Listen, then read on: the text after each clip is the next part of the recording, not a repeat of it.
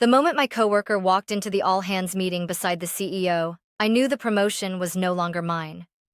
People around me started clapping. Someone behind me whispered about time. I stayed quiet.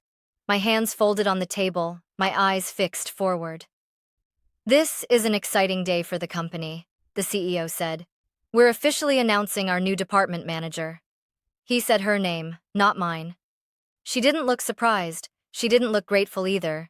She looked prepared. As the applause settled, she leaned toward me close enough that only I could hear her. "So, I guess I won, right?" she said softly. "You're still just a nobody employee." I turned to her slowly.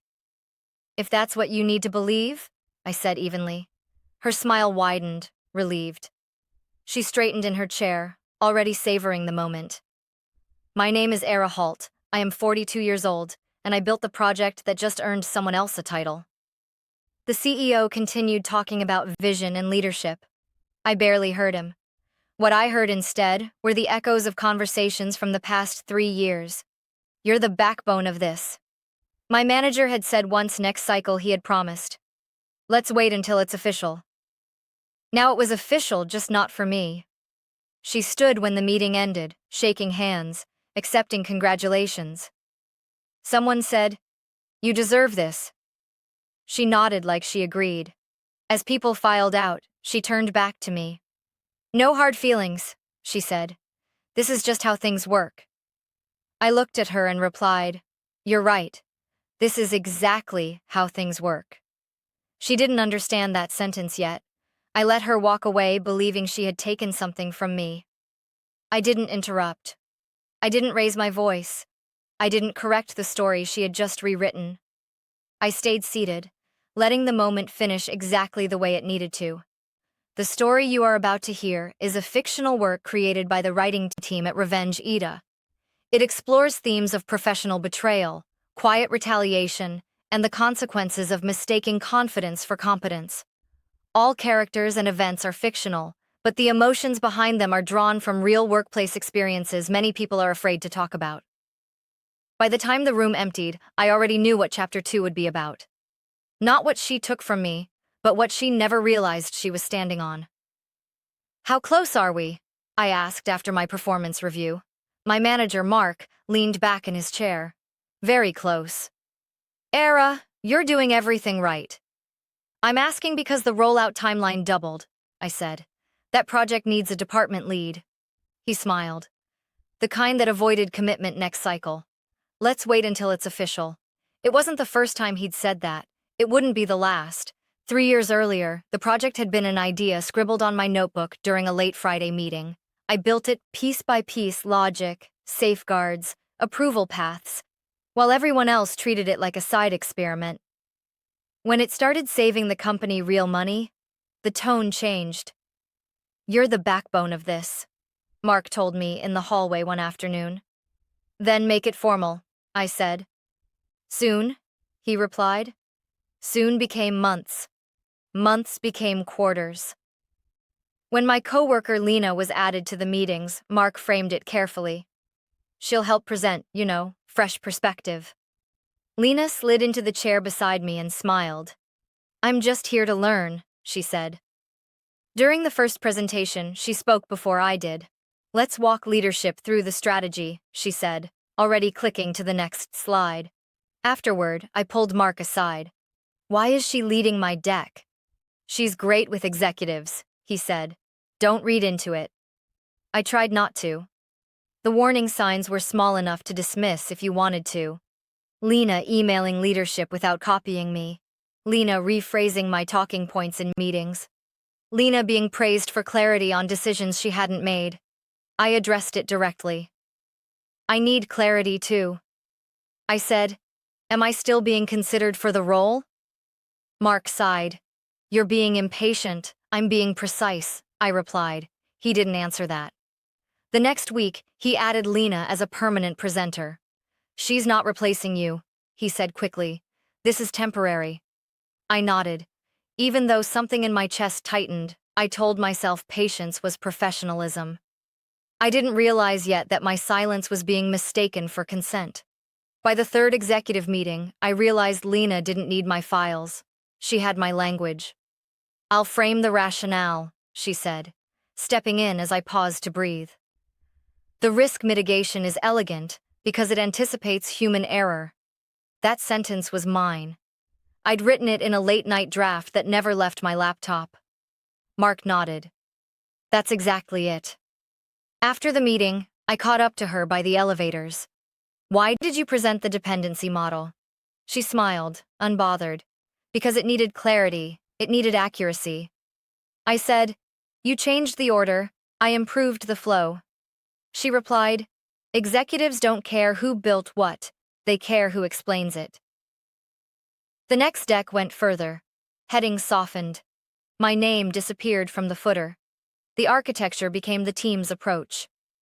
When questions came, they went to her. A director asked, "What happens if approvals lag?" Lena answered without missing a beat. "We built in redundancy, built we afterward." I asked Mark for 5 minutes. "Ownership is getting blurred." He frowned. "You're focusing on credit, I'm focusing on accuracy." He lowered his voice. "Lena connects. Don't undermine that." That afternoon, I stopped Lena outside a conference room. "You're presenting my framework as yours." She didn't deny it. She checked her phone, then looked up. "I'm presenting the strategy. You didn't design it. You didn't claim it," she said. The words landed clean and cold. "I led this from the start," I said. "You know that." She tilted her head. "Then why does leadership ask me the questions?" "Because you step in before I can speak." "Because you let me," she replied, calm as glass. "You wait, I move." I felt heat rise, sharp and immediate. "This isn't collaboration." She leaned closer, voice steady. "This is how things get done." When she walked away, I stood there long enough to feel the shift settle. She hadn't taken my work. She had taken the story of it, and everyone was applauding. I asked Mark for a private meeting the next morning. He didn't look surprised when I closed the door behind me. He looked tired. "I want to be clear," I said, sitting down. "This isn't about recognition. This is about accuracy and ownership." He folded his hands. "Go on." I opened my laptop and turned it toward him. "These are the original drafts. These are the approval flows. These are the version timestamps. The framework Lena is presenting came from here." Mark glanced at the screen, then leaned back. "I don't doubt you contributed." "I didn't contribute," I said. "I let it." He exhaled slowly. "This feels like a miscommunication." "It isn't," I replied. "She's positioning herself as the architect. She's translating your work." He said, "That's a skill. She's replacing my voice." I said, "That's a problem." Mark's tone shifted. "You're starting to sound territorial." "I'm being factual." He paused, choosing his words.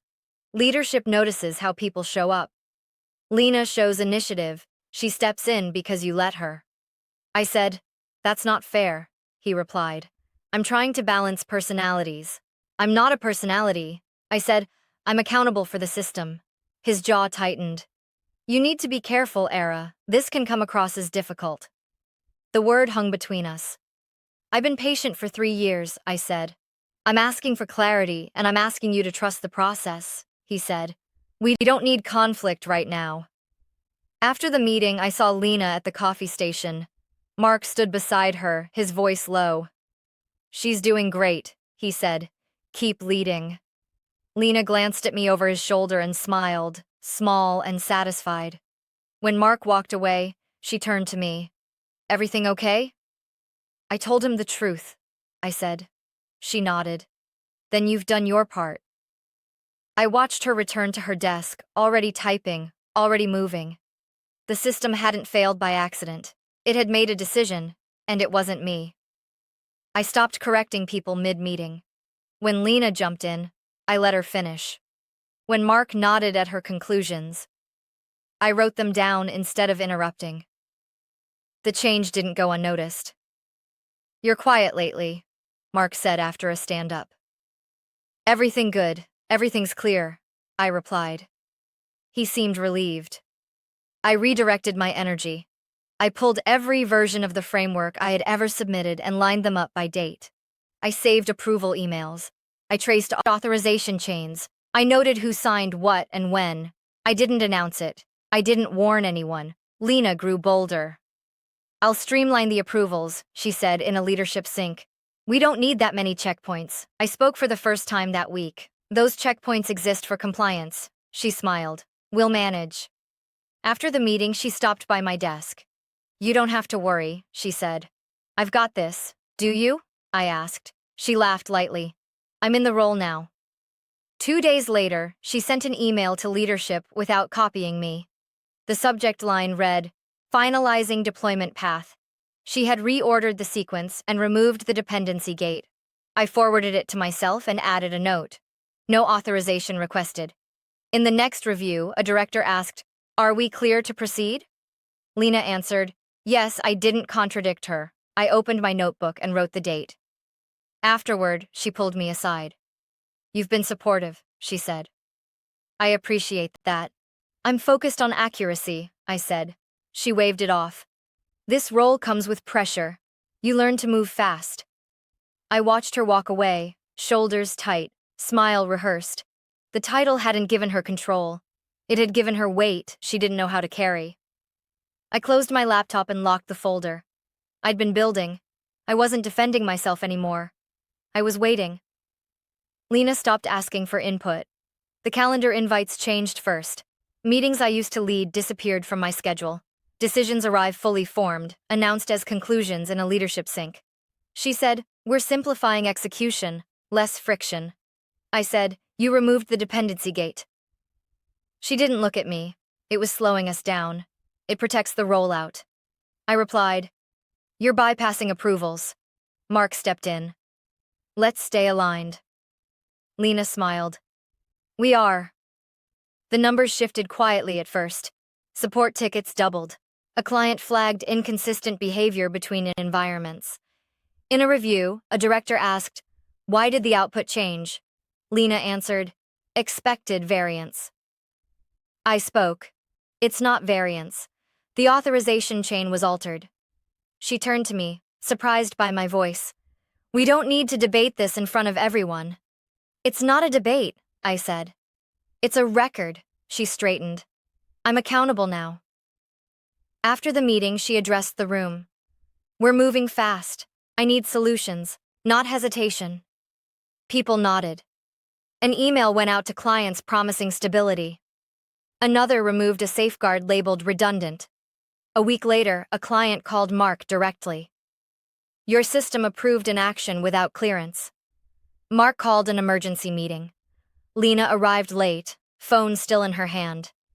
"We've identified the issue," she said quickly. "Well, patch it." "Who approved the change?" the client asked. Lena hesitated. "The team," I said. "There was no team approval." She turned to me. "Why are you undermining me?" "I'm answering the question," I said. Mark's face tightened. "We'll take this offline." Afterward, Lena cornered me near the hallway. "You're not helping." "I'm being precise," I said. She lowered her voice. "You want your role back? I want the system intact." She laughed once, sharp. "You don't get to slow me down anymore." That afternoon, another metric dipped. A third client emailed, then a fourth. By the end of the day, leadership scheduled a review with compliance. Lena didn't look smug anymore. She looked busy. The meeting invite came from compliance, not management. Lena forwarded it to the leadership thread with a single-line standard review. Nothing to worry about. When we sat down, Rachel, the compliance director, opened her notebook. "We're here to understand a sequence of decisions," she said, "not to assign blame." Lena nodded too quickly. "Of course." Rachel turned to me first. "Eira, can you walk us through the original authorization flow?" I didn't hesitate. The system requires 3 approvals before deployment: engineering, legal, and operations. All changes are logged. "And who holds the final authorization?" Rachel asked. "I do," I said. "I designed the framework and was assigned custodianship when it launched." Lena shifted in her chair. That was before the restructure. Rachel looked at her. Was the authorization formally transferred? Lena opened her mouth, then closed it. It was implied. Implied isn't recorded, Rachel said. She turned back to me. Do you have documentation? I slid my laptop forward. Version history, approval timestamps, and the last recorded authorization request. There hasn't been one since the restructure. Mark cleared his throat. Lena was acting in good faith. I'm sure, Rachel said evenly. But acting authority and having authority are different things. The room went quiet. A legal representative spoke next. We flagged a deployment last week that bypassed required clearance. Lena's voice tightened. We were under pressure. Rachel met her gaze. Pressure doesn't change protocol. Lena turned toward me. Why didn't you say something sooner? I did. I replied multiple times. Rachel raised a hand. Let's stay focused. The question is simple. Who approved the changes that caused the breach? No one answered. Rachel closed her notebook. Until this is resolved, leadership authority over the project is suspended. Lena's face drained of color. Suspended. Effective immediately, Rachel said. We'll need a full audit trail. Lena's hands shook as she gathered her papers. She looked at me once, searching for something to say. I said nothing. For the first time since she took the role, she wasn't speaking for the system. The system was speaking for itself. The second all-hands meeting felt different before anyone spoke. The CEO stood at the front without Lena beside him. That absence said more than any announcement. He cleared his throat. We need to address the deployment failure from last week. A low murmur moved through the room. The system approved an action without required clearance. He continued. That cannot happen. Lena stood near the aisle, arms crossed, jaw tight. A hand went up. Why did the safeguards fail? The CEO looked toward Mark. Mark glanced at Lena. Then the CEO turned to me. Eira, he said, careful now. Can you explain why authorization was missing? I didn't stand. I didn't raise my voice because it was never given. Lena stepped forward. That's not accurate. The CEO held up a hand. Let her finish. The framework requires explicit authorization for any structural change. I said that authorization was never transferred. Silence spread. Lena's voice sharpened. I was leading the project. Yes, I said. Without the authority to approve it. The CEO frowned. What authority are we talking about? I met his eyes. The final authorization key. Lena laughed once, brittle. There is no key. There is, I said. And it's mine. The room stilled. Rachel from compliance spoke from the side. We've confirmed that the custodianship was never reassigned. The CEO turned to Lena. Why wasn't this disclosed? She looked around, searching for support. I assumed. You assumed? He repeated. Instead of verifying, I added quietly. I flagged it. More than once. The CEO nodded slowly. That's on record. Lena's face flushed. You let me take the fall. I let you lead, I said. Those aren't the same thing. The CEO straightened. Effective immediately. Project leadership is revoked. Oversight returns to original authorization. No applause followed. No one moved. I stayed seated, my hands still folded. The lie hadn't ended with an argument. It ended when it ran out of room to stand. The announcement went out before lunch. Effective immediately, the CEO said in a brief meeting. The department manager role is dissolved. No name followed, no explanation beyond that. Lena wasn't in the room. Mark spoke next. Project leadership is being restructured. He turned to me. ERA will retain final decision authority on all approvals and deployments. Someone asked. So, is this a promotion? It's not a title, Mark said carefully. It's responsibility. I nodded once. That was enough. The fallout was quiet, but precise. Lena's access was revoked by the end of the day. Her calendar cleared. The meetings she once dominated returned to my schedule, this time without commentary. Late that afternoon, I stepped into the elevator. Lena was already there. The doors closed. She didn't look at me at first, then she exhaled sharply. You planned this. I documented reality. I said, you could have warned me. She snapped. You watched me walk into it. I warned you. I replied, you dismissed it. She laughed. Brittle. You wanted me to fail. I wanted the system to survive. Her voice dropped. You cost me everything. I met her gaze. You took something you didn't understand. That was the cost. The elevator slowed. She turned away, shoulders stiff. You think this makes you better? I think it makes things accurate. The doors opened. She stepped out without another word. That evening, I met with Rachel from compliance. We'll need you to review the new safeguards, she said, and sign off. I will, I replied. She hesitated. You handled this professionally. I handled it precisely, I said. When I returned to my desk, the system was stable again. The approvals flowed the way they were designed to. No applause followed. No one congratulated me. That was fine. Power didn't need an audience anymore. It only needed to be held by someone who understood what it weighed. Winning was never the point. Control was a week after the restructuring. Mark stopped by my desk. We're standardizing approvals, he said. Your sign-off stays final. I'll keep it clean, I replied. That's why it's yours, he said, and walked away. Lena's name faded without ceremony. No announcement, no email. Her calendar stayed empty. Her access never returned. People stopped looping her in. When someone asked where she'd gone, the answer was brief and careful. She's reassigned. It was enough to tell everyone what they needed to know. Rachel from compliance met with me twice more. We reviewed the controls. She said, they hold. They always did. I said, she nodded. Leadership notices who protects the company when it matters. At lunch, a director sat across from me. You could have taken a title, he said. I took responsibility. I replied. He smiled. That lasts longer. Later in the hallway, Lena passed me. She didn't stop. She didn't speak.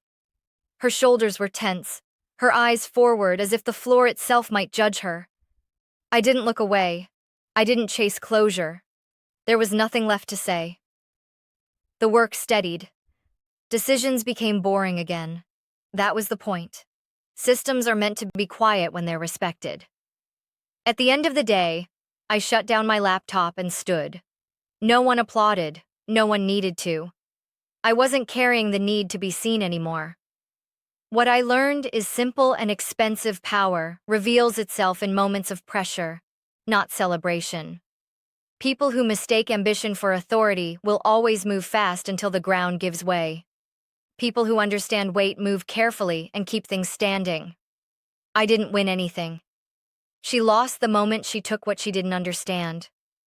Real leverage isn't loud. It's built in advance, documented with care, and exercised without anger. When you protect the work instead of chasing credit, the truth eventually speaks for you, and it doesn't need a microphone.